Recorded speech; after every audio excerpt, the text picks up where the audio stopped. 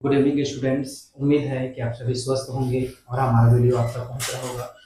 जैसा कि हमने वादा किया था कि बोर्ड एग्जाम के नामांकन कंप्लीट हो जाने के बाद प्रतिदिन बायो के बायोलॉजी के जो छोटे छोटे प्रश्न हैं उसको सरल भाषा में आप तक पहुंचाने का प्रयास करेंगे।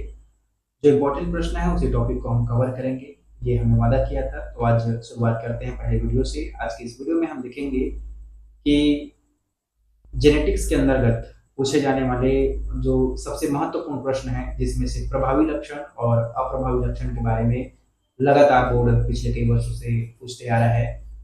तो जेनेटिक्स के शुरुआत करने से पहले जो हमारे नए छात्र हैं, जो जेनेटिक्स अभी तक नहीं पढ़े हैं, उसके लिए सामान्य जानकारी दे देते हैं कि जेनेटिक्स यानी कि आनुवंशिकी के जनक ग्रेगर जॉन मेंडल को बोला जाता है। ग्रेगर जॉन मेंडल द्वारा ही यह साबित किया गया था जब वो ये मटर के पौधे पर प्रयोग कर रहे थे। उस दौरान उन्होंने बताया था कि लंबा पौधा और बौना पौधा के बीच संकरण कराया जाता है। जिसे मनुष्य में प्रजनन होता है उसी तरह पौधे में संकरण कराया जाता है।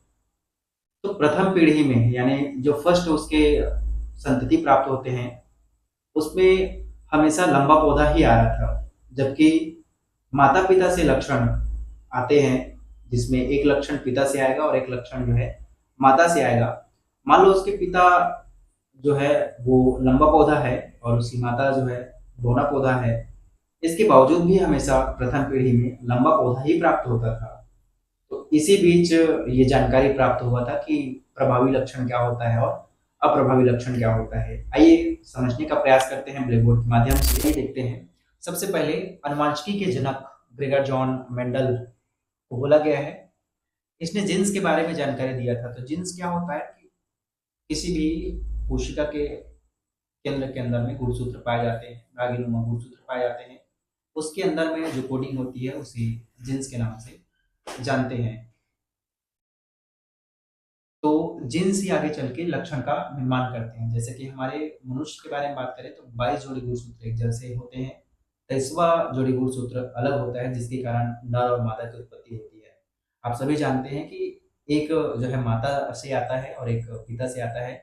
जैसे एक्स और एक्स के मिलने से लड़की का जन्म होता है, उसी तरह एक्स और वाई के मिलने से लड़के का जन्म होता है। इस बात को हम पहले से जानते हैं और इसी से समझते हैं कि प्रभावी लक्षण और अप्रभावी लक्षण क्या होते हैं। तो सबसे पहले तो लक्षण बनाने के लिए माता और पिता दोनों से एक-एक कोडिंग जो है आती है। एक-एक उसके जो गुणसूत्र है उसका एक भाग आता है, यानी 50-50% आता है और दोनों मिलकर के जब जोड़ी बना लेते हैं तो उस जोड़ी को बोला जाता है एलील्स। यहाँ मैं लिखा हूँ। लक्षण बनाने के लिए जोड़ी यानी कि एक माँ से आएगा और एक पिता से आएगा, और जब ये जोड़ी बन जाते हैं तो उसे उसे जो है एलील कहा जाता है। कुछ और एग्जांपल के साथ समझते हैं। जैसे कि अधिकांश लोगों का जो बाल होता है वो काला रंग का होता है। हम जानते हैं कि काला रंग ही क्यों होता है और जानने का प्रयास भी कभी नहीं करते हैं कि काला रंग क्यों होता है। तो काला रंग और भूरा रंग के बाल के आधार पर हम समझने का प्रयास करेंगे कि प्रभावी और अप्रभावी क्या होता है। जैसे कि मान लो एग्जांपल के लिए किसी का जो है पिता का पिता के बाल का रंग भूरा है, जिसे स्मॉल बी से हम लोग दर्शा रहे हैं। और मान लो कि उसकी माता का जो बाल है वो बाल का रंग अगर काला है, उसे कैपिटल बी से दर्शा रहे हैं।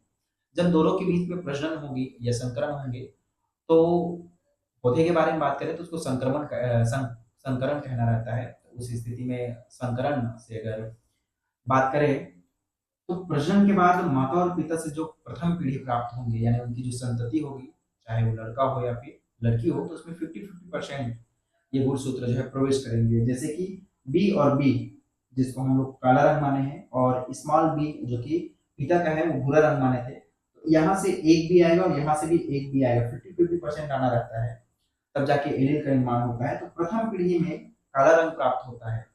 ये जो प्रैक्टिकल के दौरान, रिसर्च के दौरान साबित किया है, अधिकांश जो है काला रंग ही प्राप्त होता है। क्यों?